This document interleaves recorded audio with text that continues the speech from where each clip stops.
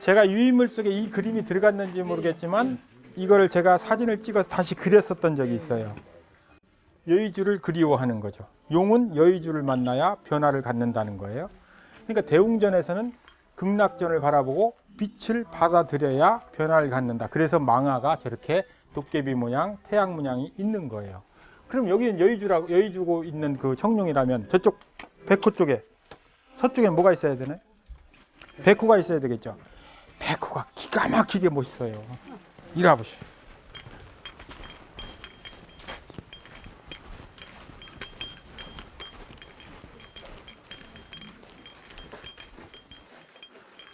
착한 사람은 보이고 악한 사람은 안 보여요. 고양이가 튀어. 착한 사람은 보이고 악한 사람은 안 보여요.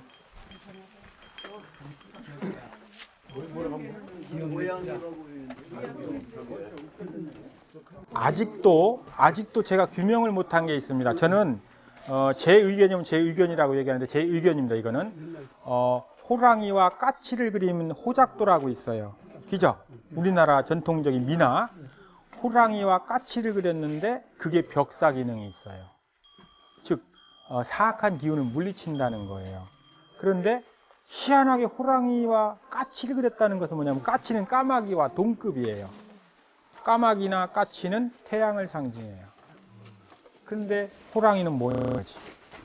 호랑이는 여 안에도 있었지만 산신도에 보면 호랑이가 있어요. 그죠? 조선시대에 와서 사람을 옆에다 두고 호랑이를 누르고 있는 것처럼 보이지만 옛날에는 호랑이가 산신이었어요. 곰이 산신이었고 까치가 산신이었고 이랬었다는 거죠. 그 일본엔 지금 많이 남아 있어요. 우리나라만 많이 사라지고 산신각에만 남아 있어요. 그러면 이 호작도가 아마도 태양을 상징하는 것이다 라고 볼 수가 있어요. 이건 개인적인 의견이기 때문에 그냥 생각하시라는 얘기죠. 이쪽으로 와보세요. 삼태극이 있죠. 그리고 보광전 했어요. 빛광자를 썼죠. 그리고 안에는 천수관음과 대칭, 천수관음이라고 할 수 있는 42수, 42손이 있는 거죠. 이렇게 쭉 있는 거 있죠. 그게 뭐겠습니까? 세상. 부처는 깨달은 자고 도노예요. 딱. 근데 그분이 온누리를 비추는 거예요. 태양입니다. 내려와서 여기서부터 이렇게 회전하면 모든 그 바닷가에 관세음보살 해수 관음이 있는 데는 뭐가 있냐면 태양이 뜨는 공간이에요. 태양이 뜨는 공간. 향일하는 곳이라는 거죠. 보광사라고 하는 곳은 대웅전에서 향일할 수 있는, 태양을 향할 수 있는 곳, 이것이 되는 거예요. 그래서 여수의 향일함과 보리함과 이것은 다 바닷물 소리를 들으면서 밤속에서 그 어둠 속에서 깨달으려고 그렇게 하는데 어느 날 문득 아침에 해가 촥 떠오르니까 만 가지 그 나쁜 그 기운을 햇살이 촥 없애는 거예요. 거기서 돈오, 득도 딱 붙여요. 지금 내 새끼보다도 자기 자신이 잘 되기를 빌어주세요. 기도하는 방법은 첫째, 전체를 기도하고 그 다음에 가족을 기도하고 그 다음에 나를 기도하는 겁니다. 근데 자기를 먼저 기도를 할 줄 아는 힘도 필요하다는 거예요. 이거 삼태극 뭣도 모르고 지금 하는 것 같죠? 왕릉에 가면 홍살문에 있어요. 왕릉에 가면 그 저기 계단 올라가는 바위덩어리 옆에 있어요.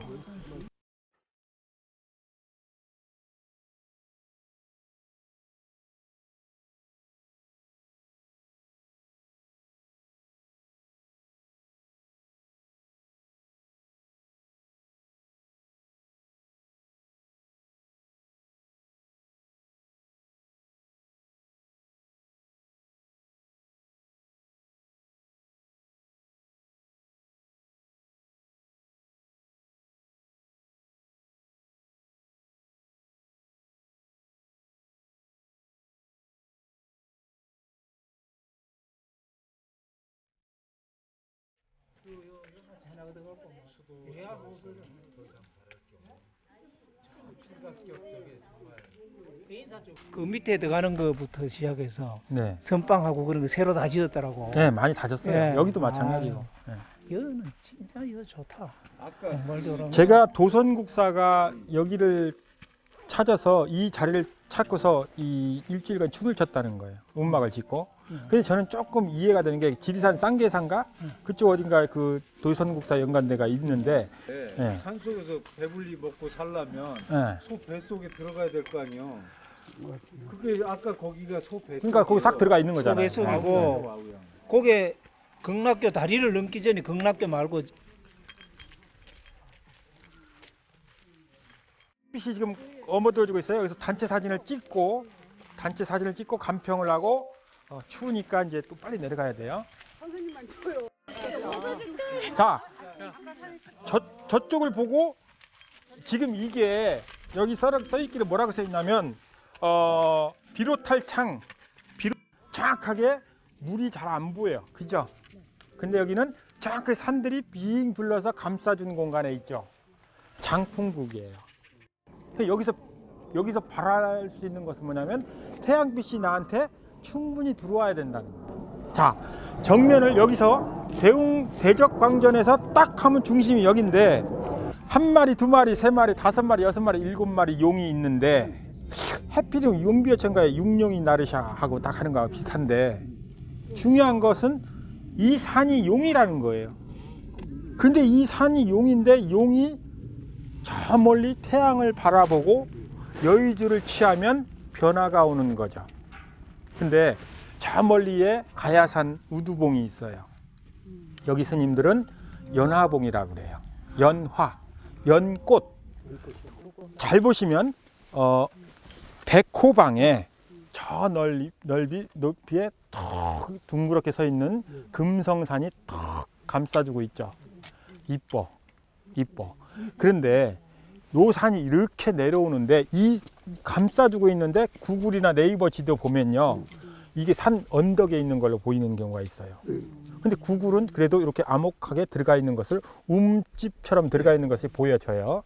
그래서 구글이나 네이버를 볼 때는 항상 그걸 맹신하면 안 돼요. 그래서 마지막 순간 최종적으로 현장에 가서 확인하지 않으면 안 된다는 거예요. 그걸 다 믿으면 안 된다는 거예요. 그런데 여기서 보면 백호가 쭉 내려와서 내 눈앞에 있어요. 지금 저 나무 있는 데까지. 그 다음에 청룡은 저 밑에 가서 더 가서 감싸고 있죠. 자, 우리가 어디서 올라왔죠? 저쪽에서 올라왔죠. 그럼 물이 걸로 내려간다는 얘기예요. 물이 걸로 내려간다는 것은 그 물을 따라서 길이 있다는 얘기고, 그러면 여기서 생존할 수 있는 최소한의 물은 어떻게 얻느냐?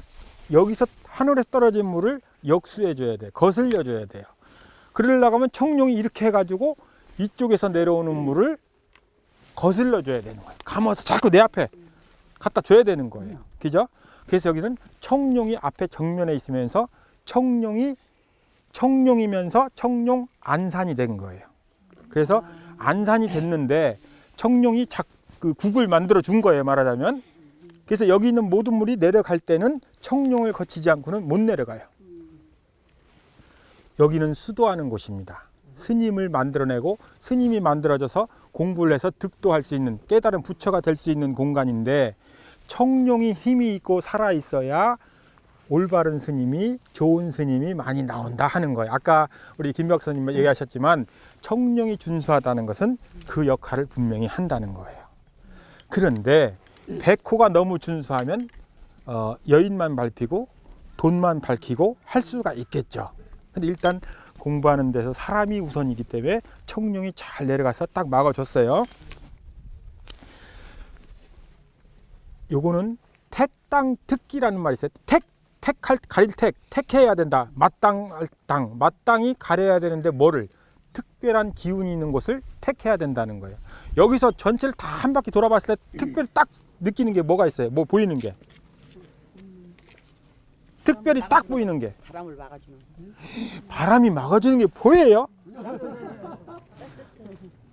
여사님을 풍수사로 임명합니다. 있으면 똑똑한 산 하나를 바라보는 겁니다. 근데 산이 두 개가 이렇게 있으면 산과 산 사이를 바라보는 거예요. 왜?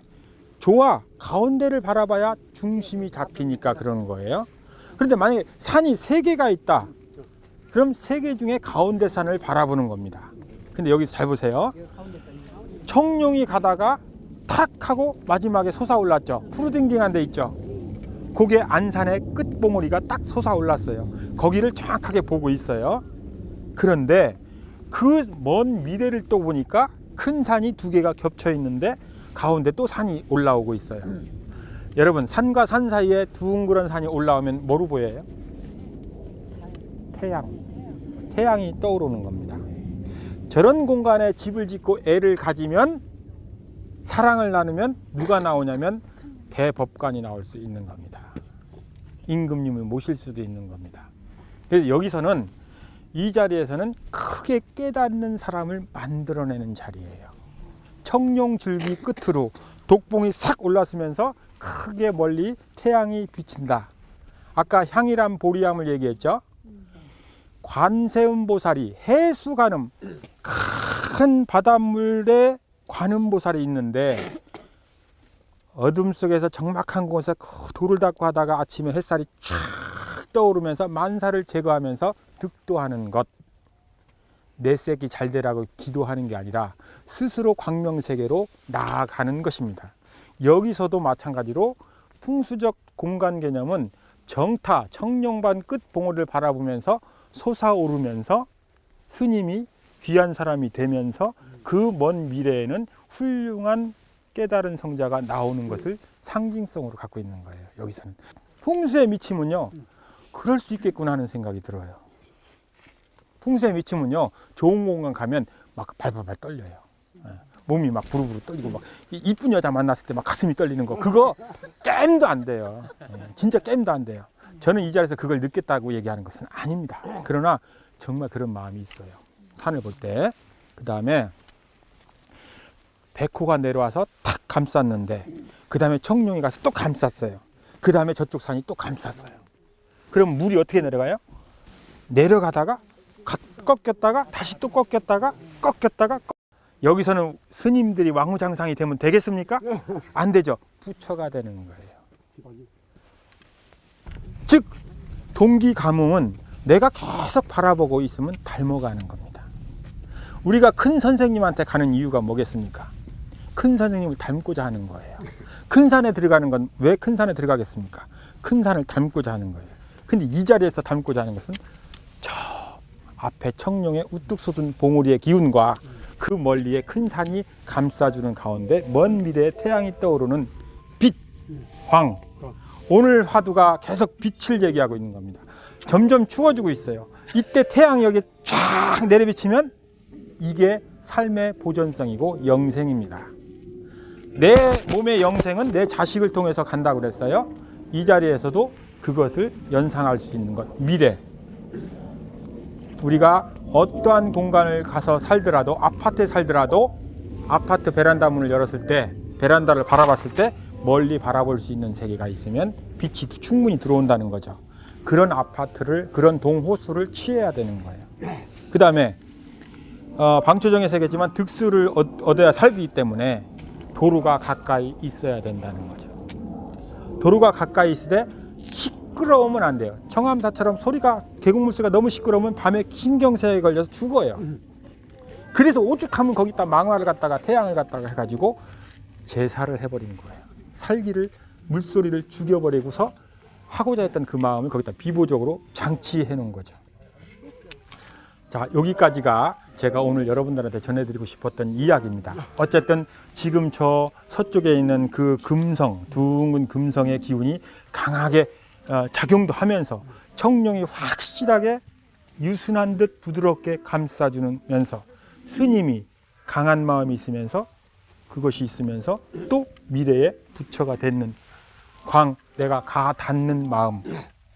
오늘 김천 지역의 답사에서는 물과 불의 얘기지만 햇빛이 삶에 가장 중요하다는 것으로서 마무리하고자 합니다. 여기까지입니다.